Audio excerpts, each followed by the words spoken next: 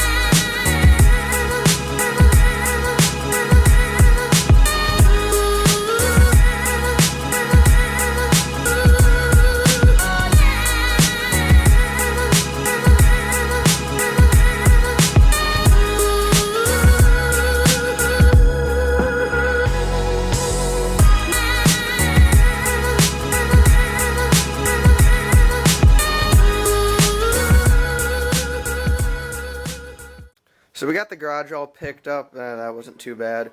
But yeah, we were going to have a project of us actually building a welding lathe, which if you don't know what that is, well, here I'll show you on my actual lathe. It's pretty much, it's just a headstock that you can clamp a piece of metal into, and it spins very slowly about at the speed you would weld. And you put two parts in it or whatnot, and then you just weld it at it while it spins slowly. So we can't do it on this lathe because it doesn't go that slow, and this one's meant for cutting. But the reason we're not doing that is we don't have the gearbox at the house right now that we were going to use to make it. It's at Connor's house right now, and it's in his barn. I'll insert a clip of that. So we're up in the top of Connor's barn. We were going to grab this gearbox here. It's got a crazy ratio on it. See, I'm spinning this one, and this one barely spins. Going to make a welding lathe out of it. But we don't have a good way to get it back to my house, because what's it, like almost 2 miles away from here, probably? Yeah, you can carry it, but you don't have to. Yeah, I mean, that's kind of a lot of work to carry that thing. So, we'll get that over another day, but yeah, as for now, I don't know. Maybe we'll try to find something up here to work on.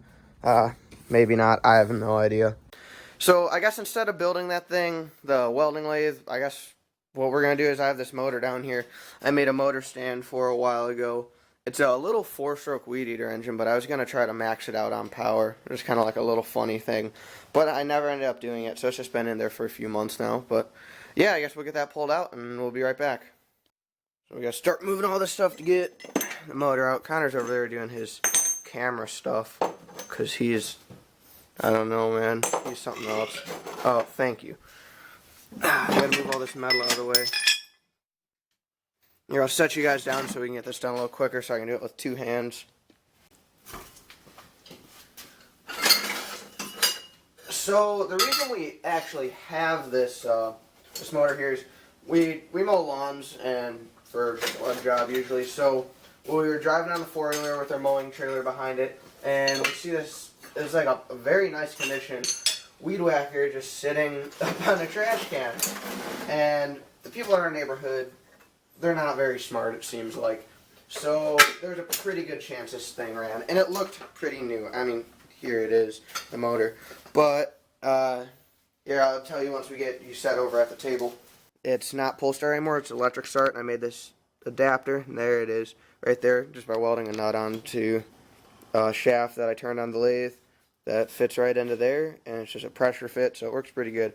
So we got to go grab a socket to hook on to a drill. You could use an impact, but it doesn't really work because the ratcheting action on the impact, it'll just kind of sit there and click it. I mean, it'll get it to turn, but it's not really what you want because, I mean, that motor's got still really good compression.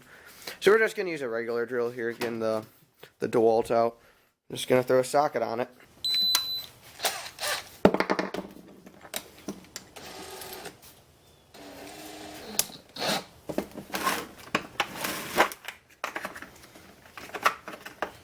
Yeah, that felt really nice there. I like folded my hand in. That's nice.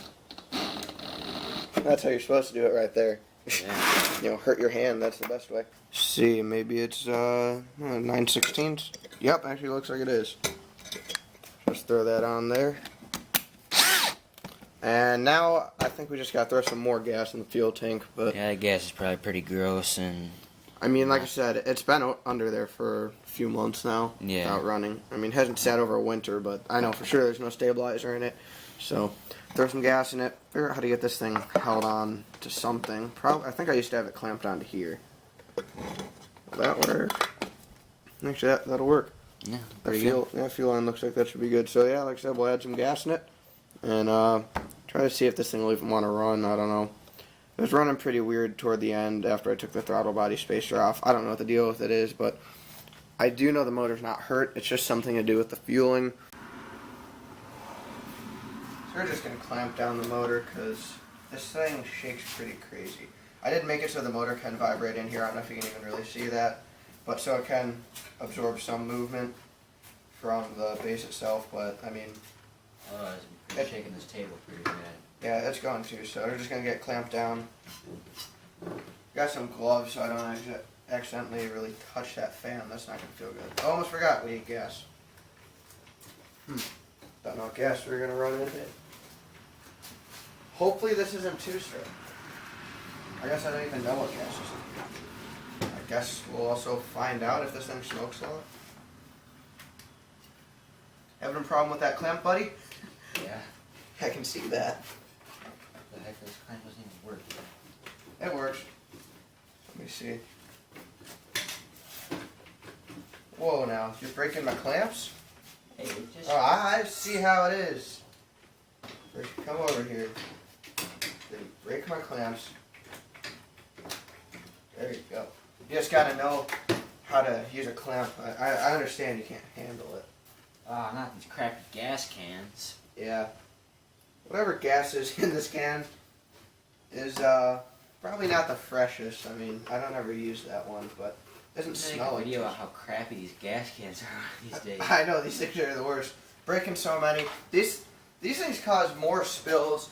Not that one necessarily, but these ones cause more spills than anything. I mean, I could pour it out of a 55-gallon drum better than that thing. Especially the ones that shoot out the side, those just spill everywhere. They literally shoot out. It's stupid. I filled up my lawnmower today and it's shooting out all the plastics and everything. I'm like, come on. Crazy. So this is our kill switch. I think it's just a momentary switch, so yep, it's going to be like always on. And here's our throttle that kind of works. Grab a screwdriver, so Phillips, one of the longer ones over there, so we can adjust the idle if we have to. Yeah. Okay, see if it starts. Hey, future Oliver here. It just doesn't start. Yeah, I think it has to do with fuel, or the carb could be clogged, or something of that nature. I'm not too sure, but it does sputter a few times like it wants to start, and kind of hard to hear in the video, but I'm just going to kind of skip through that. But, yeah.